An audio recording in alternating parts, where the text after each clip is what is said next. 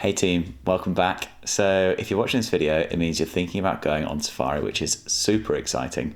I recently went on a safari earlier this year, and if you're anything like me, I tried to pack my entire camera bag, and there's weight restrictions on flights. You don't really know what to take. There's not that much information out there as to what the best camera lens is to take there, what you're going to need to pack, what camera gear you don't need. So if you keep watching, I'm going to take you through what I took, what I didn't need to take, and more importantly, what I would recommend that you take on your next safari. When you're thinking about what you want to take on safari, you basically just want to take all your kit.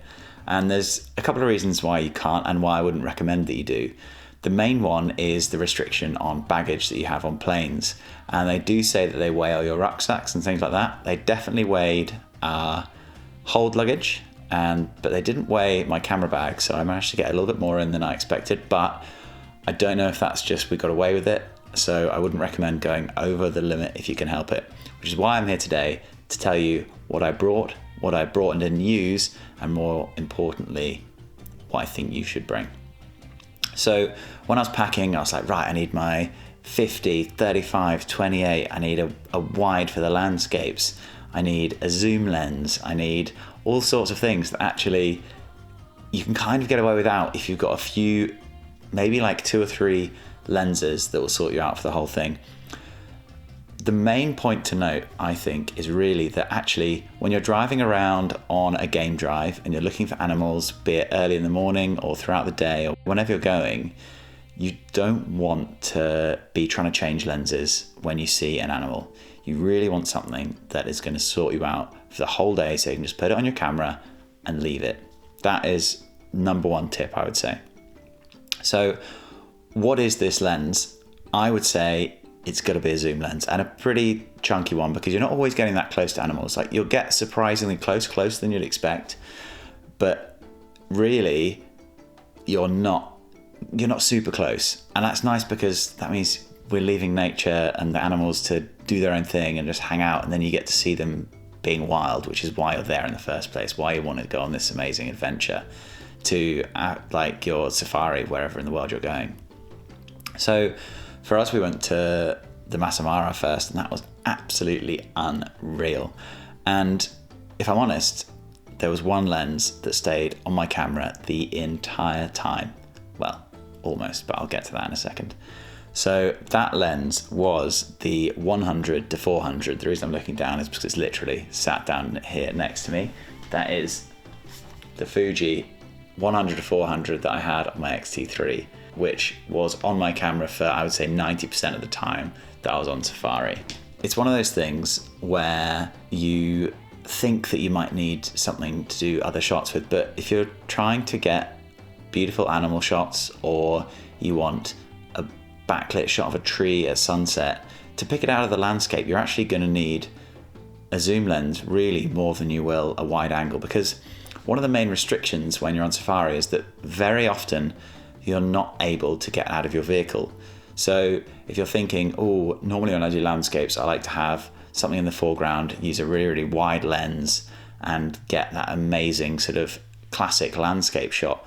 Well, until you get to sunset and you have your sundown drinks, which are incredible, so watch out for those, you don't really get the chance to get out of the vehicle, because often it's not safe. You don't know what's hiding in the bushes. Even if you can't see it, it doesn't mean something can't see you. So you're kind of stuck in the vehicle, which means you're never really going to get those really nice big foreground elements that make landscape shots with wide angle lenses look amazing. So that is why I recommend the 100 to 400 or equivalent. So that was actually on APS-C sensor, so that actually works out to be 150 to 600, and I found that absolutely perfect. So the lenses I'd recommend, if you're not on the Fuji system and you're on, say, the Sony system, which I know is super popular, you can get the Sigma 60 to 600, which would be a fantastic lens to have, because then you get all the options of, if something does come a bit close, you can get that sort of almost 50mm angle, and then you can go really far away and just capture those animals and those details in the landscape that you may not be able to get if you've only got, say, a 200 on there or something like that. And I know all manufacturers have their kind of similar, 100 to 600, 100 to 400. So I would definitely recommend going in that kind of range, because you do want to be picking out the details of the landscape. You do want to be trying to get like the face of the animal or something like that. You know, those details that with an iPhone you can't get it, with a 200mm you can't get it, with a 50mm you can't get it. You want to be getting those shots that you can take home and be really, really proud of. So that's why I would recommend getting a sort of telephoto zoom lens. So my kind of bonus tip would be twofold really. If you're bringing one camera body out there, then I would recommend that you get 2 more lenses with you if you can, and that'll be absolutely it.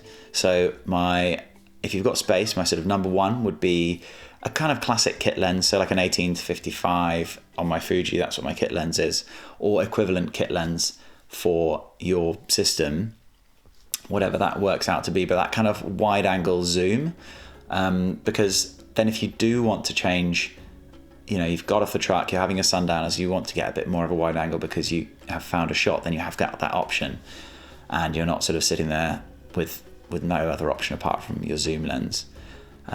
Or you want to get some nice shots at your accommodation or something like that, and you don't really want your huge zoom. The second one that I brought that I absolutely loved using, or the second sort of bonus lens, was the Helios 44-2. So that's a M42 mount, so it works for full frame, works for APS-C, manual lens, and I found that got some amazing portraits with it in the kind of after hours sundowner sessions, because it slows you down, it makes you take your time and really appreciate what you're looking at, which is after all why you're there, why you're on the safari. So maybe try taking a manual lens for portraits, because that will slow you down and you'll have a lot of fun playing with it, and what a beautiful place to take those portraits. So that's my kind of tip. 3 lenses in order of importance: your zoom lens 100-400, your kit lens 18-55 if you're on an APS-C sensor, or equivalent if you're on a full frame, and then the bonus lens is a manual lens for portraits, so whether that's a 50mm equivalent, 80mm equivalent, something that's a little bit special, a little bit naughty, that you can pack in your bag if you've got space. Like the Helios lens is absolutely tiny even with an adapter on it, so that's why I brought that one. I'll tell you what I brought that I didn't need, and that was the Viltrox 85mm, so that's the equivalent of kind of like a 120-ish portrait lens, and it just never got used. My 50mm never got used, and they sat in the bag wasting space and weight, so I would 100% recommend not bringing too many lenses, not bringing those lenses. You don't really need them. Any other little bonus tips that I've got: one is bring one of those little squeezy dust things, because it gets really dusty. 2, try not to change your lenses when you're out on a drive. As I've said, really dusty, again, very bad for your sensor. And number 3 is bring a strap so you can have it over your body. So when you're bouncing around on the car, your camera is safe. If you accidentally let go of it, it's not going to drop down onto the floor of the truck.